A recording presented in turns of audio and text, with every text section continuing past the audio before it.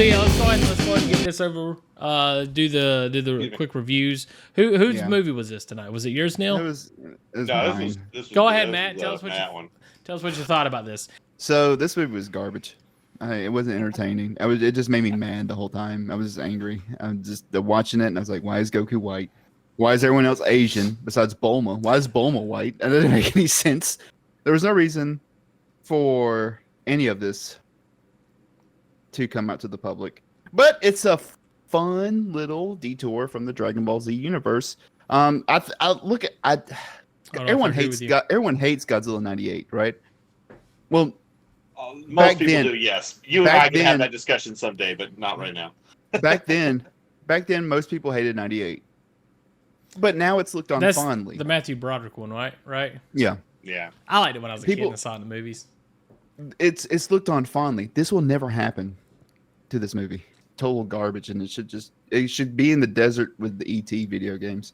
I'll go ahead real quick, and I'm not as big of a Dragon Ball Z fan as Matt, so I could easily come in here and just kind of see it as what it is. I don't know as much lore, but I know enough of the show. I've watched through it all the way up to Cell Saga.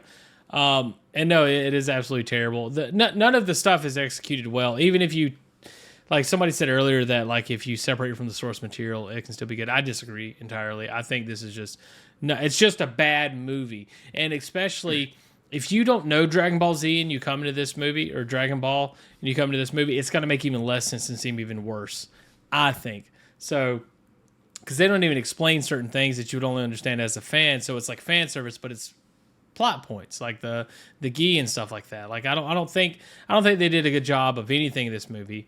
There was one moment where they were doing like the Kai blast back and forth. That was kind of fun at the end, but other than that, it was. I don't think any part of it was good. Matt touched on a lot of stuff, the white people and stuff like that. It just doesn't fit. It doesn't make sense. It doesn't feel right. It seems like this is a movie. I said it in the watch of it. It seems like it was a movie created by people that wanted to put their fingers in the pot, have their version of this and that, and make it something new. And they think that they're doing a good job of creating this, recreating this beloved source material, and it was horribly done in every form that it can be. If that makes sense. Neil, your turn.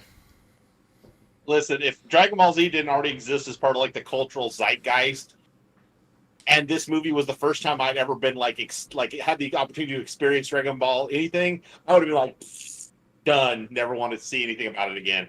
The VFX terrible. The story so convoluted and weird. Even with you guys watching it, helping me kind of understand some stuff, it was like I would just have given up on this movie had I tried to just watch it on my own.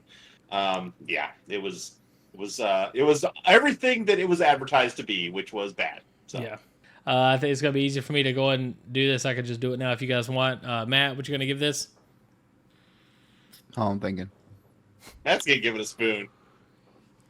Was this fun to watch? Was this a fun bad movie? Was this a good bad movie? Even though I'm passionate about the source material, I'm starting to kind of like lean on Matt's side now because it was fun in the sense that it was like funny and bad. I will give it. I think I'm giving it a spoon. Are you serious? I think even though the source material, I think it shat on it. But I think it was a fun watch with your friends. What a wild turn of events, Matt having given this a spoon. I think I'll give it a spoon. Okay, that's a spoon for Matt. Neil? I don't judge, so I'm just going to give it a no spoon and say nothing else. Yeah, I'm gonna have to lean heavily on Neil's side and say no spoon as well. This just wasn't worth the time that it was watched. I think it was. I think I had fun being mad at it. Fair enough.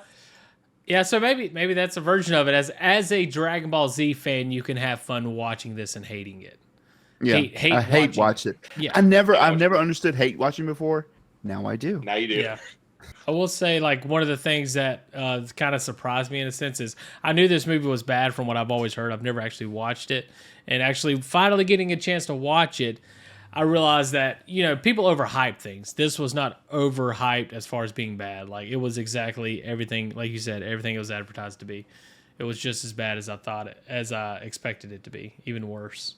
You know, you get movies that are so bad that they're hyped up as being really bad. Like I can't wait to watch Madam Web because of how how bad that movie is.